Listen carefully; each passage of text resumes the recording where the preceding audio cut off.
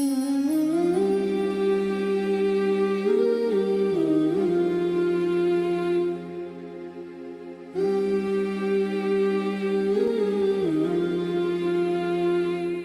باللہ من الشیطان الرجیم، بسم اللہ الرحمن الرحیم، الحمدللہ رب العالمین، والصلاة والسلام علی سید خلقہ اجمعین وعلی اہل بیتہ الاطیبین الاطہرین الانجبین الاکرمین المعصومین، اما بعد، اللہم اہل الکبریاء والعظمت واہل الجود والجبروت واہل العفو والرحمہ واہل التقوی والمغفرہ، اسألک بحق ھذا اليوم الذی جعلتہ للمسلمین عیدا۔ سب سے پہلے میں حس ٹی وی کے ناظرین کی خدمت میں سلام محبت پیش کرتا ہوں، اور ساتھ ہی ساتھ آج کے اس عظیم دن کو جسے خداوند عالم نے اپنے فرما بردار بندوں کے لیے عید کا دن قرار دیا ہے، ان تمام ناظرین کی خدمت میں حس ٹی وی کی پوری ٹیم کی طرف سے اور اپنی جانب سے عید کی بہت بہت مبارکباد پیش کرتا ہوں۔ آج ہماری گفتگو کا عنوان ہے عید کا پیغام۔ عزیزو، میرے ناظرین، عید کا پیغام کیا ہے، اسے سمجھنے کی ضرورت ہے۔ عید عربی زبان کا لفظ ہے جس کے معنی ہے پلٹنا، البتہ جو ڈکشنری میں اس کے معنی بیان کیے گئے ہیں وہ کسی غم سے پلٹنا، کسی مرض سے پلٹنا، یعنی خوشحالی کی طرف واپس آنا۔ اسی لیے محفل سرور کو بھی عید کہا جاتا ہے۔ یقیناً ایک بندہ مومن جس نے پورے رمضان میں اپنے مالک کی اطاعت کی ہے، روزوں میں دن گزارا ہے، راتوں میں عبادتیں کی ہیں، وہ آج کے دن اپنے مالک کی بارگاہ میں شکر گزاری کا ایک نمونہ پیش کرتا ہے اور اپنے مالک کی بارگاہ میں شکرانہ پیش کرتا ہے، شکر گزاری کرتا ہے، اور اس کے لیے وہ نماز عید پڑھتا ہے۔ لہذا حقیقت میں نماز عید مالک کی بارگاہ میں شکر گزاری کا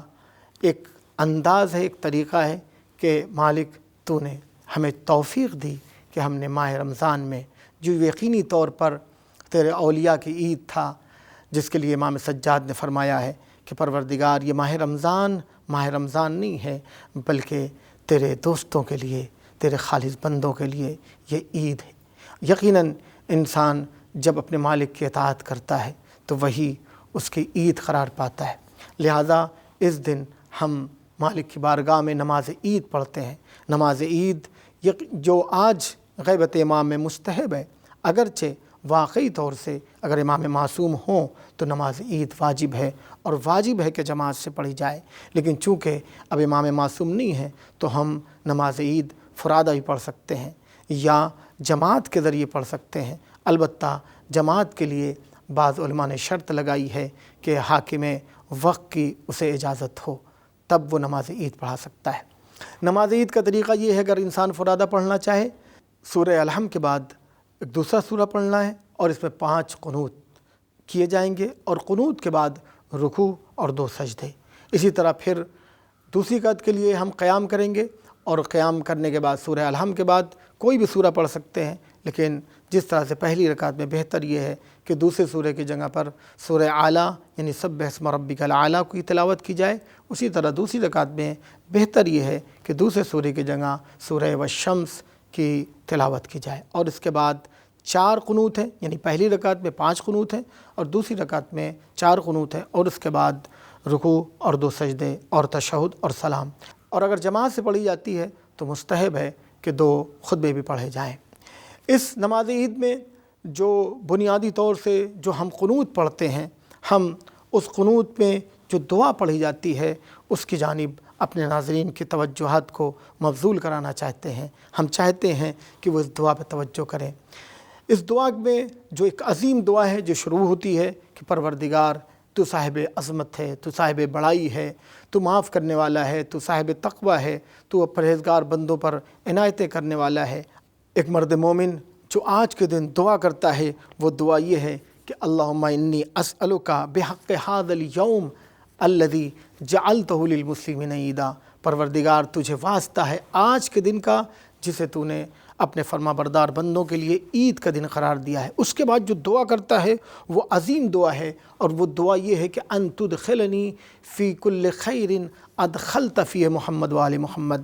وَأَن تُخْرِجْنِي مِن كُلِّ سُوءٍ أَخْرَجْتَ مِنْهُ محمد وآل محمد۔ یعنی اس دعا کا جو مفہوم ہے وہ یہ ہے کہ پروردگار ہمیں ان تمام بھلائیوں میں داخل کر جس میں تو نے محمد اور آل محمد کو داخل کیا ہے، اور ان تمام برائیوں سے بچا لے جس سے محمد اور آل محمد کو بچایا ہے۔ عزیزو، یہ ہم بہت بڑی دعا کر رہے ہیں۔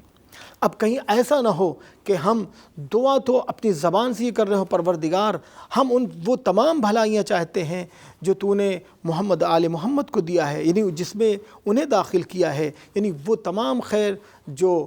پیغمبر اکرم انجام دیتے تھے، ہمارے ائمہ معصومین انجام دیتے تھے، اہل بیت انجام دیتے تھے، ان کے اصحاب انجام دیتے تھے، ہم بھی وہی انجام دینا چاہتے ہیں۔ اور وہ تمام برائیاں جس سے پیغمبر اکرم بچتے تھے اور جس سے ائمہ معصومین علیہ السلام بچتے تھے، ان سے ہم بچنا چاہتے ہیں۔ یہ عظیم دعا ہے، کہیں ایسا نہ ہو کہ ہم زبان سے تو یہ دعا کریں لیکن ہمارا عمل بالکل اس کے برخلاف ہو۔ یقیناً وہ صادق آل محمد ہیں، وہ ہر مسئلے میں سچ بولتے تھے، وہ امانت داری کا خیال رکھتے تھے، چاہے دشمن ہی کیوں نہ ہو، اور ہم کہیں ایسا نہ ہو کہ ہم ہر مسئلے میں جھوٹ بولتے نظر آئیں، صداقت سے ہمارا کوئی لینا دینا نہ ہو۔ ہم کیریکٹر کی بات آئے تو ہم عید کے دن ہر وہ گناہ کریں جو ایک انسان کر سکتا ہے، جبکہ عید کہتے ہی ہیں کہ انسان جو ایک مہینہ پوری طرح سے پاکیزگی کے ساتھ اس نے گزارا ہے، وہ اس کے لیے اپنے مالک کی بارگاہ میں شکر گزاری کر سکے۔ اور عید کی نماز میں جو قنوت پڑھا جاتا ہے اس میں دعا صرف یہی نہیں رکتی ہے، بلکہ انسان ایک مرد مومن جب نماز کے لیے کھڑا ہوتا ہے تو پہلی رکعت میں 5 مرتبہ اس دعا کو دہراتا ہے، اور دوسری رکعت میں 4 مرتبہ اور کہتا ہے اللہم انی اسألک خیر ما سألک بہ عبادک الصالحون، پروردگار میں ان تمام اچھائیوں کا تجھ سے مطالبہ کرتا ہوں جو تیرے صالح بندے انجام دیتے ہیں، وَأَعُوذُ بِكَ مِمَّا اسْتَعَاذَ مِنْهُ عِبَادُكَ الْمُخْلَصُونَ، اور ان تمام برائیوں سے بچنے کی تجھ سے دعا کرتا ہوں جس سے تیرے مخلص بندے بچتے ہیں۔ آپ دیکھیں کہ مخلص کون ہے۔ قرآن آواز دیتا ہے کہ جب شیطان نے یہ کہا کہ پروردگار میں تیرے سارے بندوں کو بہکاؤں گا، تو اس نے وہیں پر یہ اعتراف کیا تھا کہ الا عبادک المخلصین، لیکن میں تیرے مخلص بندوں کو نہیں بہکا سکتا۔ یا صالح بندے کون ہیں، جس کے لیے قرآن کہتا ہے کہ وَمَن يُطِعِ اللَّهَ وَالرَّسُولَ فَأُولَٰئِكَ مَعَ الَّذِينَ أَنْعَمَ اللَّهُ عَلَيْهِم مِّنَ النَّبِيِّينَ وَالصِّدِّيقِينَ وَالشُّهَدَاءِ وَالصَّالِحِينَ، یعنی جو صالح بندے ہیں وہ نبیوں کے ساتھ ہیں، وہ شہداء کے ساتھ ہیں، وہ صدیقین کے ساتھ ہیں۔ اور ہم کیا دعا کرتے ہیں کہ ہم ان تمام اچھائیوں کا تجھ سے مطالبہ کرتے ہیں جو تیرے صالح بندے انجام دیتے ہیں۔ اللہ اکبر، یہ بڑی عظیم دعا ہے۔ لہذا میرے نوجوانوں، میرے بھائیوں، میرے بزرگوں، کہیں ایسا نہ ہو کہ ہم بارگاہ الہی میں تو یہ دعا کریں لیکن ہمارا عمل اس کے برخلاف ہو، تو اس کا مطلب یہ ہوگا کہ ہم خود اپنی زبان سے، اپنے کردار سے خود اپنا مذاق اڑا رہے ہوں گے۔ مثلا ایک انسان یہ کہتا ہوا اگر نظر آئے کہ دیکھیے سچ بولیے، اور وہ خود 1 نمبر کا جھوٹا ہو، تو اسے کیا کہا جائے گا کہ یہ خود اپنی باتوں کا مذاق اڑا رہا ہے۔ کہیں ایسا نہ ہو کہ ہم اپنی اس دعا کا جو ماہ عید کی پہلی تاریخ کو ہم جو شکر گزاری کے لیے نماز عید پڑھتے ہیں، اور جس میں 9 مرتبہ کم از کم اس نماز میں اس دعا کو بار بار اپنے مالک کی بارگاہ میں کہہ رہے ہیں، کہیں ایسا نہ ہو کہ ہم کردار کے ذریعے، اپنے کیریکٹر کے ذریعے اس دعا کا، اپنے اس قول کا مذاق اڑا رہے ہوں۔ لہٰذا نماز عید کردار سازی کا ایک پیغام ہے۔ آپ دیکھیں کہ اس نماز میں جو سورے پڑھا جاتے ہیں، اس سورے میں دونوں سوروں میں جو بات کی تکرار کی گئی صرف لفظوں کی طرح سے چینجنگ ہے لیکن مفہوم ایک ہی ہے۔ مثلا سورہ اعلیٰ میں کہا جا رہا ہے وَقَدْ أَفْلَحَ مَنْ تَزَكَّىٰ وَذَكَرَ اسْمَ رَبِّهِ فَصَلَّىٰ، وہ شخص کامیاب ہو گیا، یقیناً کامیاب ہو گیا جس نے خود کو پاکیزہ کیا اور اپنے مالک کو یاد کیا، نمازیں پڑھی۔ لیکن انسان کا تو مزاج یہ ہے، قرآن انسان کے مزاج کی طرف اشارہ کر رہا ہے، بل تؤثرون الحیات الدنیا، بلکہ تمہارا عالم تو یہ ہے کہ تم زندگانی دنیا کو مقدم کرتے ہو، آخرت کو بھول جاتے ہو۔ والآخرۃ خیر وابقیٰ، جبکہ آخرت بہتر بھی ہے، پائیدار بھی ہے۔ اب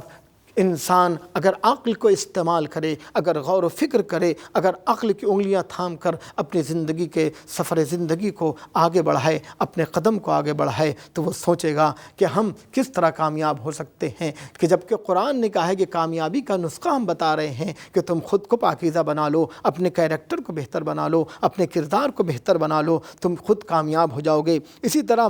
سورہ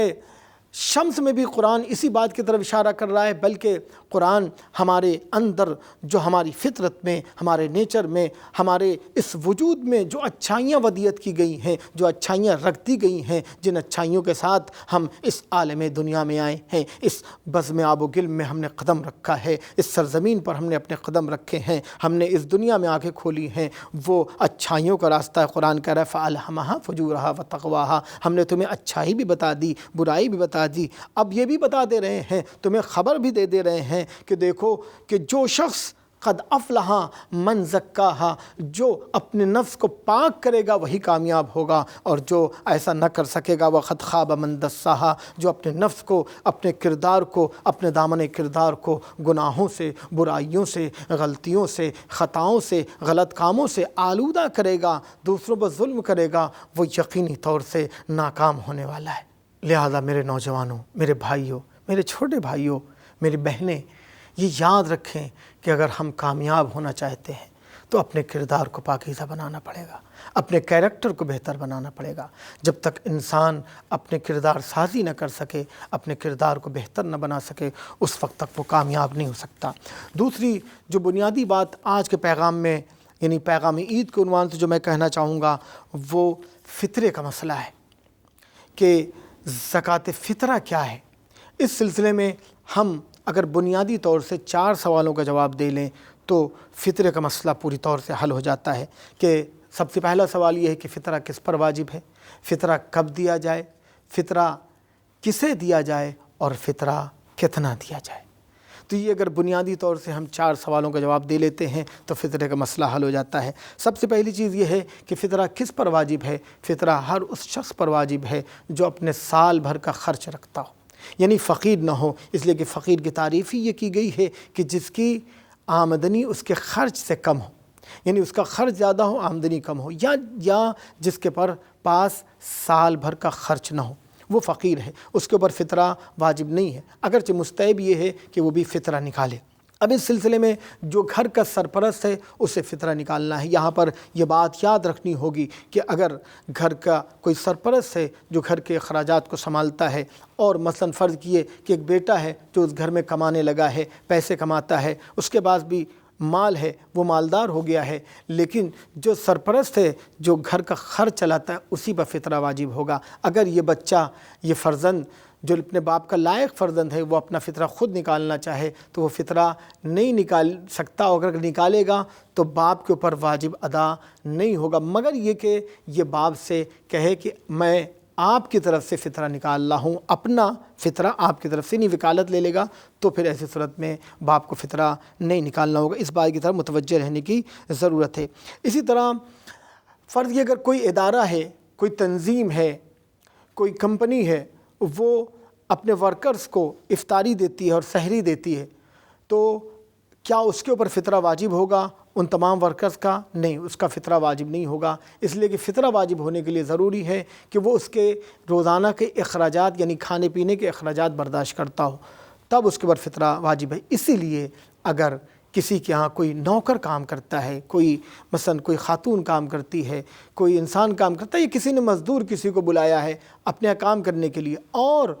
وہ اس کے کھانے کا بھی ذمہ دار ہے، یعنی وہ اس کے کھانے کے اخراجات برداشت کر رہا مزدوری کے ساتھ ساتھ، یعنی ایک تنخواہ دیتا ہے اور اس کے ساتھ ساتھ وہ روزانہ کھانا بھی اسے کھلاتا ہے، تو اب ایسی صورت میں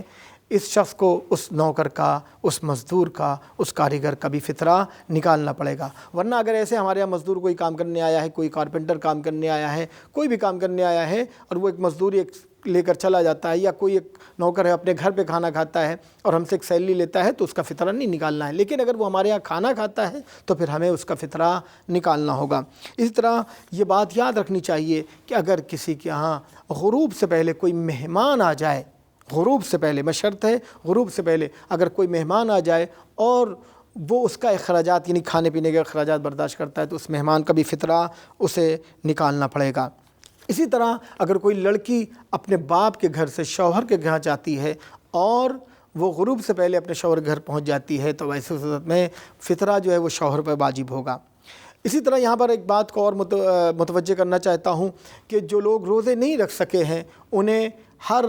روزے کے بدلے مثلاً بڑھاپے کی بنیاد پر روزے نہیں رکھ سکے ہیں یا مریض ہیں اور روزے نہیں رکھ سکتے ہیں تو انہیں فدیہ دینا ہوگا، یعنی 750 گرام گیہوں یا جو کچھ کھاتے ہیں وہ دینا ہوگا۔ یہاں پر شرط یہ ہے کہ کھانا دیا جائے، یعنی وہ کھانا کھلائے یا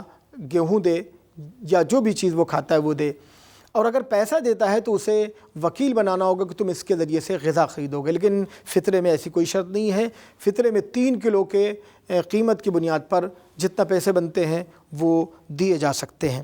یہاں پر جو دوسرا سوال تھا کہ کتنا فطرہ واجب ہے، تو اس کے لیے میں نے ابھی جواب دے لیا کہ 3 کلو جو اناج انسان کھاتا ہے، چاہے وہ گیہوں ہو یا چاول ہو، البتہ یاد رہے کہ ماہ رمضان میں جو اچھی غذائیں اس نے کھائی ہیں اسی کے اعتبار سے اسے فطرہ دینا ہوگا۔ یا ہم روزمرہ جو بھی چیز کھاتے ہیں یا ہم جو آٹا خریدتے ہیں اس کی بھی قیمتیں الگ الگ ہیں، اگر ہم مہنگا آٹا خریدتے ہیں تو اسی کے اعتبار سے 3 کلو کی قیمت دینی ہوگی۔ یہیں پر ان لوگوں کا بھی سوال کا جواب بھی یہاں پر واضح ہو جاتا ہے جو لوگ یہ کہتے ہیں کہ فلاں شہر میں تو مثلاً فطرے کی رقم جو ہے وہ 100 روپے ہے، کسی شہر میں 75 روپے، کسی شہر میں 80 روپے ہے، تو یہ اختلاف کیسا فطرے کی رقم میں؟ تو یہ فطرے کی رقم میں اختلاف نہیں ہے، فطرہ ایک ہے جو معین ہے، آج سے نہیں معین ہے، صدر اسلام سے معین ہے، پیغمبر اکرم کے زمانے سے معین ہے، ہمارے ائمہ کے زمانے سے معین ہے، وہ ہے 3 کلو جو انسان اناج کھاتا ہے۔ اب یہ ہے کہ اس کی قیمتیں الگ الگ ہوتی ہیں، اگر امریکہ میں اس کی قیمت جو ہے وہ $3 ہے تو اس کی قیمت الگ ہو جائے گی، ہمارے یہاں روپے میں ہے تو اس کی قیمت الگ ہوگی، کہیں پاؤنڈ میں ہوگا، کہیں یورو میں ہوگا۔ تو قیمتوں کے اختلاف کی بنیاد پر، یا فرض کیجئے کہ الگ الگ خود ہندوستان کی الگ الگ اسٹیٹ ہیں، ان میں الگ الگ قیمتیں ہیں، تو اس کے اعتبار سے فطرے کی رقم بدل جائے گی، یا انسان جو روزمرہ جو غذائیں استعمال کرتا ہے اس کے اعتبار سے بھی فطرے کی رقم بدل جائے گی۔ ہم جو غذا کھاتے ہیں اسی کی رقم نکالنی ہوگی، ایسا نہیں کر سکتے کہ ہم خود غذا تو اچھی کھائیں لیکن جب فطرہ نکالنا ہو تو جو سب سے گھٹیا اور معمولی گیہوں کا دام ہے اس کے اعتبار سے فطرہ ادا کریں۔ اسی طرح یہ فطرہ جو ہے وہ کسے دیا جائے، اس کے لیے قرآن نے واضح طور سے کہا ہے کہ انما الصدقات للفقراء والمساکین، جو سورہ توبہ کی آیت نمبر 60 کہ فقراء کا یہ حق ہے، مساکین کا حق ہے۔ اب یہاں پر فقراء سے مراد وہ نہیں ہے کہ جو گداگر ہر وقت بھیک مانگتے رہتے ہیں روڈوں پر، بلکہ ضروری ہے کہ ہم فقیروں کا پتہ لگائیں۔ یقیناً اگر وہ بھیک مانگنے والا بھی چونکہ اس کی ایک آمدنی ہے، چونکہ ان کا ایک پیشہ ہو چکا ہے، لہذا ضروری ہے کہ ہم ان کو دیں جنہیں جو اپنی عزت کی بنیاد پر کسی سے مانگتے نہیں ہیں۔ قرآن ان کی طرف اشارہ کرتا ہے کہ بعض لوگ یحسبہم الجاہل اغنیاء، کہ ایسے فقیر ہیں جنہیں بے وقوف لوگ، نادان لوگ غنی سمجھتے، مالدار سمجھتے ہیں۔ کیوں؟ اس لیے کہ وہ پاکیزہ ہیں، وہ ان کے ہاں ایک عزت نفس پائی جاتی ہے، وہ اپنے تعفف کی بنیاد پر کسی سے مانگتے نہیں ہیں۔ قرآن کہہ رہا ہے کہ تعرفہم بسیماہم، اگرچہ تم ان کے چہروں سے پہچان جاؤ گے لیکن لا یسألون الناس الحافا، وہ لوگوں سے چمٹ کر مانگتے نہیں ہیں۔ یہ سورہ بقرہ کی آیت نمبر 273 ہے۔ یعنی ایسے لوگ جو عزت نفس رکھتے ہیں فقیر، انہیں ضرورت مند ہیں، یعنی ان کا جو آمدنی ہے وہ اخراجات سے ان کے کم ہے، یعنی اخراجات زیادہ ہیں تو انہیں ہمیں دینا ہوگا۔ یہاں پر ضروری ہے کہ جسے بھی فطرہ دیا جائے تو ایک فطرہ مکمل دیا جائے، یعنی ایسا نہیں ہم کر سکتے ہیں کہ 3 کلو گیہوں میں سے جو قیمت ہے اس کی مثلا اس کو 3 لوگوں میں تقسیم کر دیں، نہیں، جسے دینا ہے وہ مکمل طور سے ایک پورا فطرہ دیا جائے۔ البتہ ایک سے زیادہ فطرہ دیا جا سکتا نہیں، 2 فطرے 3 فطرے، لیکن فطروں میں ایک فطرے یعنی جو مکمل فطرہ اس میں ڈیوائیڈ، اس میں تقسیم نہیں کیا جا سکتا۔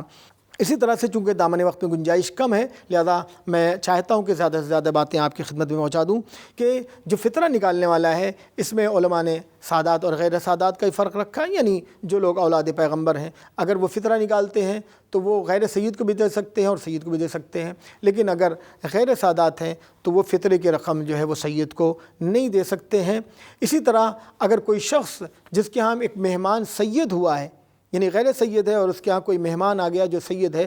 تو یہاں پر سیستانی صاحب کا یہ کہنا ہے کہ وہ شخص جو اس سید کا فطرہ نکال رہا ہے اور خود غیر سید ہے، وہ اس فطرے کو سید کو نہیں دے سکتا، اس لیے کہ نکالنے والا غیر سید ہے۔ اسی طرح فطرہ دینے میں ضروری ہے کہ ہم سب سے پہلے اپنے غریب رشتہ داروں کا خیال رکھیں، اور یہاں پر جو بنیادی بات ہے وہ ہمیں اس بات کا خیال رکھنا چاہیے کہ ہم عید کے دن جو کپڑے پہنتے ہیں تو کسی روایت میں ایسا نہیں ہے کہ نئے کپڑے پہننا چاہیے، نہیں، پاکیزہ کپڑے پہننے چاہیے، صاف ستھرے کپڑے پہننے چاہیے، اچھے کپڑے پہننے چاہیے، جو ہمارے پاس اچھے کپڑے ہیں، نہیں یہ کہ نئے کپڑے، اس لیے کہ یہ روایت جو آئی ہے یہ خود ائمہ معصومین علیہم السلام کیا نہیں ہے، ممکن ہے کسی اور کیا ہو، لیکن ہمارے یہاں مکتب تشیع میں ایسا نہیں ہے، اس لیے کہ ایسے حالات ہم نے دیکھے ہیں کہ بسا اوقات ایک انسان اپنے بچوں کو نئے کپڑے سلوانے کے لیے وہ مختلف کوششیں کرتا ہے، اور نہ جانے کتنے پیپر میں ایسے واقعات چھپتے رہتے ہیں، اور خود چھپ چکے ہیں، ایسے واقعات گزر چکے ہیں کہ مائیں خودکشیاں کر لیتی ہیں اس لیے کہ وہ اپنے بچوں کے نئے کپڑے نہیں سلوا سکیں۔ لہٰذا اگر آپ کو اللہ نے قدرت دی ہے کہ آپ اپنے بچوں کے نئے کپڑے سلوا سکتے ہیں، تو اگر سلوا رہے ہیں تو پڑوسیوں کا خیال رکھیں، رشتہ داروں کا خیال رکھیں، ان کے بچوں کے نئے کپڑے سلوائیں، ورنہ اپنے بچوں کے کپڑے نئے نہ سلوائیں، بعد میں کبھی انہیں نئے کپڑے پہنا دیں گے۔ اگر ضرورت جب بھی ہو تو انسان نئے کپڑے پہن سکتا ہے، اسلام نے ممانعت نہیں کی ہے، لیکن نئے کپڑے پہننا یہ عید کی روایت نہیں ہے۔ آخر میں ہم نتیجے کے طور پر امیر بیان امیر المومنین کا وہ عظیم جملہ جو آپ نے نہج بلاغہ میں 4-5 میں بیان کیا ہے، آپ فرماتے ہیں کہ عید کس کی ہے؟ حقیقت میں نوجوانوں کے لیے، میرے نوجوانوں کے لیے، یا جو میری گفتگو کو سن رہے ہیں بزرگ، کوئی بھی سن رہا ہے، اس کے لیے یہ پیغام عید کے عنوان سے عید کا پیغام کیا ہے؟ گویا امیر بیان یہ ہمیں عید کا پیغام دے رہے ہیں کہ عید حقیقت میں کس کی ہے۔ انما، عربی میں انما حس کے لیے کہ عید صرف اور صرف ان کی ہے، لمن قبل صیامہ و شکر قیامہ، عید ان کی ہے جن کے روزے قبول کر لیے گئے ہوں اور جن کی نماز شب کو خداوند عالم نے قبولیت کا درجہ دیا ہو۔ اور پھر آپ نے ایک حقیقت جو ابدی حقیقت ہے اسے بیان کرتے ہوئے آپ نے فرمایا کہ کل یوم لا یصلی فیہ فہو عید، ہر وہ دن جس دن خدا کی معصیت نہ کی جائے، خدا کی نافرمانی نہ کی جائے، وہ دن عید کا دن ہے۔ ضرورت ہے کہ ہم اپنی زندگی کے ہر دن کو امیر بیان کے اس کلام کے مطابق عید قرار دیں، یعنی ہر دن ہم اپنے مالک کی معصیتوں سے خود کو بچائیں، خطاؤں سے بچائیں، تاکہ ہماری زندگی کا ہر دن عید کا دن ہو، اور آخر میں ہم دعا گو ہوں گے کہ پروردگار جلد سے جلد امام زمانہ کا ظہور ہو، تاکہ ہم اس سال کے بعد آئندہ سال کی جو عید کی نماز ہے وہ امام زمانہ کی قیادت میں پڑھ سکیں۔ والسلام علیکم ورحمۃ اللہ وبرکاتہ۔